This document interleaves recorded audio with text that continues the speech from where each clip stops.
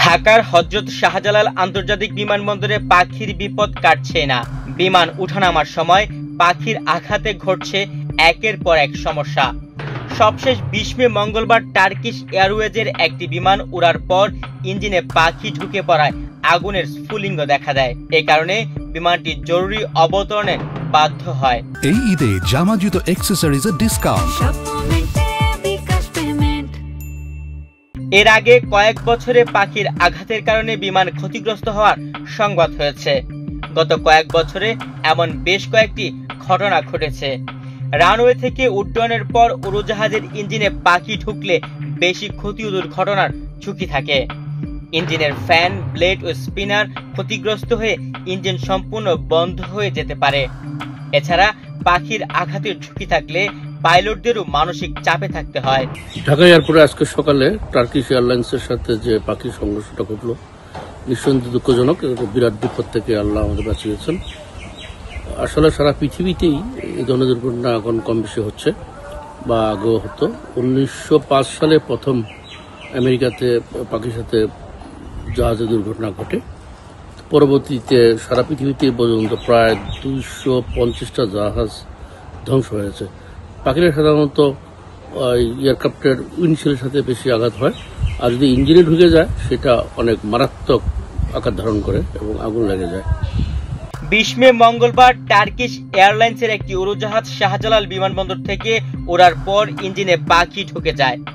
টিকে 713 নম্বর ফ্লাইটটি 290 জন যাত্রী নিয়ে তুরস্কের ইস্তাম্বুলের উদ্দেশ্যে শাহজালাল বিমানবন্দর থেকে উড্ডয়ন করে। কিছুক্ষণ পরই বিমানের একটি ইঞ্জিনে আগুনের স্ফুলিঙ্গ দেখা যায়। এই কারণে পাইলট বিমানটি ফিরিয়ে এনে এটি বিমানবন্দরে জরুরি অবতরণ করেন।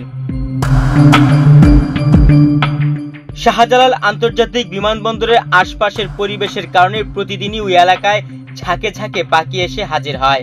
বিমানবন্দরের আশপাশে কয়েকটি জলাশয় থাকায় সেখানে মাছ ও কীটপতঙ্গ খেতে পাখিরা হাজির হয়।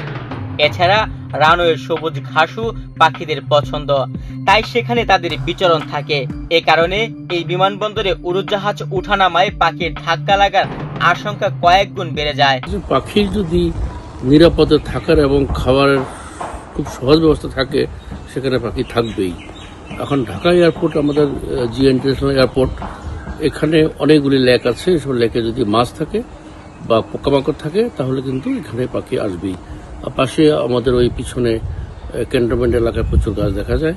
আমি জানি না এগুলো কতটা ওইসব গাছে পাখি আছে কিনা, যদি থাকে সেটাও একটা চিন্তার বিষয়।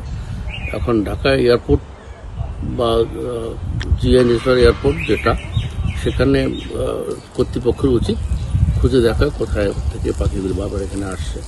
পাখির আঘাত শুধু যাত্রীরাই নন, আতঙ্কে থাকেন পাইলটরাও। নাম প্রকাশ না করার শর্তে কয়েকজন পাইলট তাদের অভিযোগের কথা জানিয়েছেন। তাদের অভিযোগ, বিমানবন্দরে পাখি তাড়ানোর কাজে নিয়োজিত কর্মীদের দক্ষতার ঘাটতি আছে। এতে যেসব দুর্ঘটনা ঘটছে তার জবাবদিহি নেই। তাদের কার্যক্রম পর্যবেক্ষণ করা হয় না।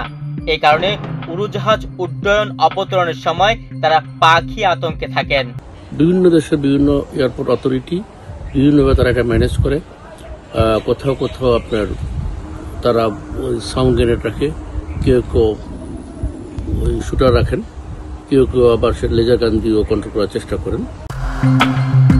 তুহিন ভুইয়া, বাংলাদেশ প্রতিদিন।